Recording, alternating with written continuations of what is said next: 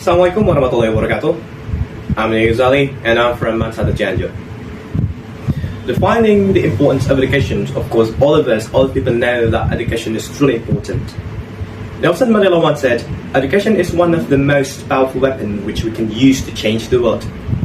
This crucial weapon helps us destroy poverty, bigotry, violence, and to get a better future. We can imagine of ourselves how we're not being educated in various ways. But to being educated, we actually know that we're educated by anyone who older than us, especially from our parents. We're raised by them, shadowing whatever they are doing, thinking that whatever they were doing is right. That's how the ancient method of education has worked. The modern era begins in the 19th century and carries to the 20th century. In the modern era, we can see the importance of institutions and how they transformed from previous eras. Institutions like health, politics, economics, and education. In previous eras, these were very developed or even didn't exist. For example, education wasn't a common thing in pre-modern eras. A majority of people were illiterate and just learned life experience from the parents, grandparents, and anyone else.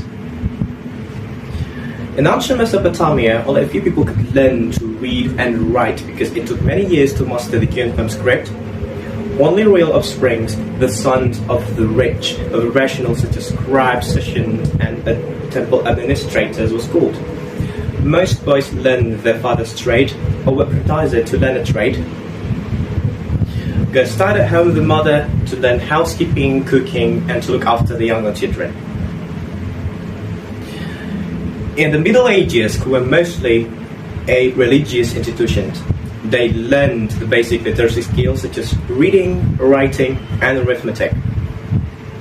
They may have also learned rudimentary skills in other language, learn writing, and business. In Northern Europe, after the Reformation, elementary schooling became more widespread. In Scotland, for example, the national church required every parish church to have a school teacher to provide free education for the poor. And in the late 19th century, most of West, Central, and parts of East Europe began to provide elementary education in reading, writing, and arithmetic. As more people became literate, they realized that the most secondary education was only available for those who could afford it. Imagination had to give further attention to secondary school by the time of World War I. What makes modern era distinct the popularity of education? With education rising now, we see the implementations of schools. Children are enrolled in schools and are now learning math, arithmetic, reading, and writing from a very young age. There is also higher education level or universities which allows all the students to attend for money, but focus in on a certain subject to specialize in. This was important because this lead to scientists, doctors, and politicians. Institutions organized society to make it more structurally sound for everyday life. We see the development of social classes now, when previously it was just elites and poor. Now we see things like elites, upper middle class, and poor. This is also to the work culture, and that is also developed in the modern era. In previous eras, no one worked. For example, if you lived on a farm, you farmed because you thought that was life. You didn't get paid. Now, in modern era though, people are working from 9 to 5, 40 hours a week, Monday through Friday, and making a paycheck every week to provide for their family. They were rewarded with 2 leisure days, which became known as the weekend. Well, families' lives also changes. The nuclear family model is now typical.